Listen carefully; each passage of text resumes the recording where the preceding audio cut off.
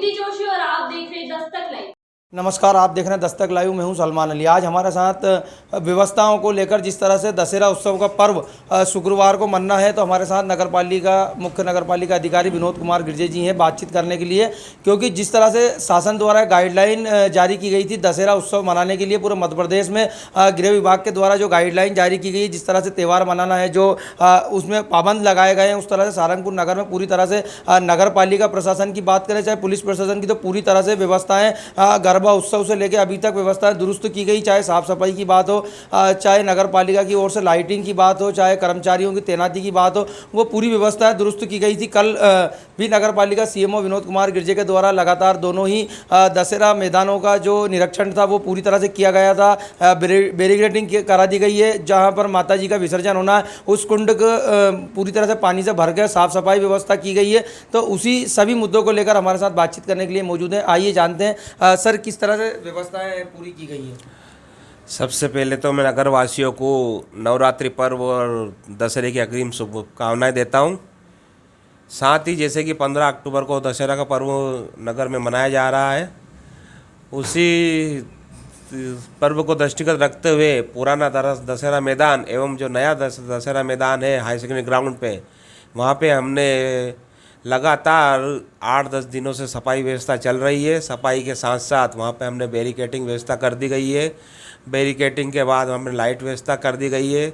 जितने भी आम रास्ते हैं उन रास्तों पर लाइट की व्यवस्था की गई है, सफाई की व्यवस्था की गई है। साथ ही साथ दशहरे के पर्व के दिन हम वहाँ पे फायर ब्रिगेड एवं पेयजल की व्यवस्था उपलब्ध कराएंगे।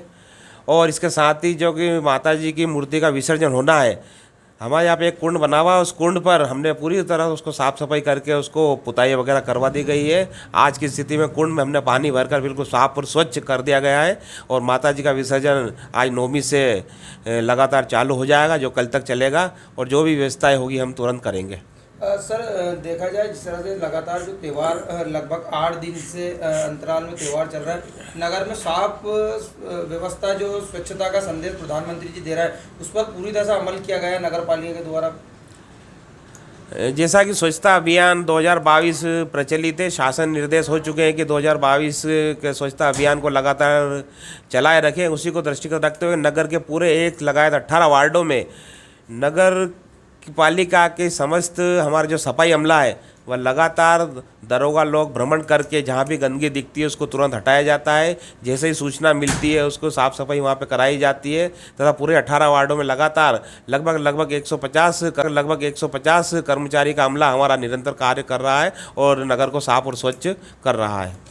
तो निश्चित तौर पर जिस तरह से दशहरे का महापर्व सारंगपुर में मनने जा रहा है, काफ़ी 3 साल के अंतराल में जिस तरह से कोरोना काल के बाद अब इस बार त्यौहार मनाने की सरकार ने कुछ इजाज़तें दी गई थी, तो उसको लेकर नगर पालिका ने अपनी जो भी व्यवस्था है पूरी तरह से दुरुस्त कर ली। एक बात और साफ कर दी जाए कि जिस तरह से दशहरा उत्सव का पर्व जो रामलला का पूरा चल समारोह जिन मार्गों से गुजरता हुआ पुराना दशहरा मैदान और हाई सेकेंडरी पहुँचेगा, वहाँ पूरे मार्ग की नगर पालिका द्वारा निरंतर सफाई करा दी गई है। और अब जिस तरह से लोग दशहरा का उत्सव रावण दहन के बाद जब घर लौटेंगे, तो उन जो रास्ते हैं जहां से महिलाएं बच्चे गुजरेंगे, वहां नगर पालिका कर्मचारियों की तैनाती भी की जाएगी, ताकि किसी तरह से जो बाइक सवार हैं, जो गाय हैं, वो किसी तरह से बीच में ना घुस पाए। तो नगर पालिका निश्चित तौर पर सरकार की जो गाइडलाइन है उसके अनुसार जिस तरह से त्यौहार मनना थे वो पूरी तरह से व्यवस्थाएं दुरुस्ती कर ली गई हैं। तो आगे भी जो भी त्यौहार आने हैं उसमें जो व्यवस्थाएं नगर पालिका की ओर से की जानी थी वो पर्याप्त रहेंगी।